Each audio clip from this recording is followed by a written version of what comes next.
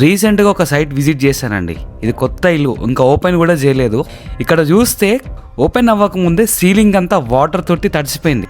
ఏంటా అని పైకి వెళ్ళి చూస్తే పైన లైవ్లో మీకు చూపిస్తుంది చూడండి, గ్రనైట్ కింద నీళ్ళు ఉన్నాయి. అట్లనే చాలా మంది టెర్రస్ మీద గ్రనైట్స్, మార్బుల్స్, టైల్స్ వేస్తారు. అలా వేయకూడదు. ఎందుకంటే వర్షం వచ్చినప్పుడు కంప్లీట్ గా ఈ గ్రూవ్స్ లో నుంచి వాటర్ వెళ్ళి కింద గ్రనైట్ కింద సెట్ అవుతున్నాయి. మనమేమో వర్షం పడినప్పుడు వెళ్ళిపోతాయి అవుట్లెట్ దగ్గరికి అని మనం అనుకుంటాం. ఎండ కొట్టినా సరే కింద మాత్రం వెట్నెస్ అలానే ఉండి కింద సీలింగ్ మొత్తం ఖరాబ్ చేసింది. చూడండి అలాగే ఉంది, మీకు లైవ్ లో చూపిస్తున్నా. ఇంత పెద్ద డ్రీమ్ హౌస్ కట్టుకొని ఓపెన్ అవ్వక ముందే కంటి ముందే ఇలా వాటర్ లీకేజ్ కనిపిస్తే కట్టిన ప్రతి ఒక్కరికి అసలు ఎంత బాధ ఉంటదండి. సో ప్రతి ఒక్కరికి నేను రిక్వెస్ట్ చేసేది ఏంటి అంటే, పైన ఎవరు కూడా ఓపెన్ టెర్రస్ లో మార్బుల్స్, టైల్స్, గ్రనైట్స్ వేసుకోవద్దండి. ఎందుకంటే మన బాడీకి షుగర్ ఎలాగో బిల్డింగ్ కి కూడా వాటర్ లీకేజ్ అలాగే కనపడకుండా పాకుతుంది.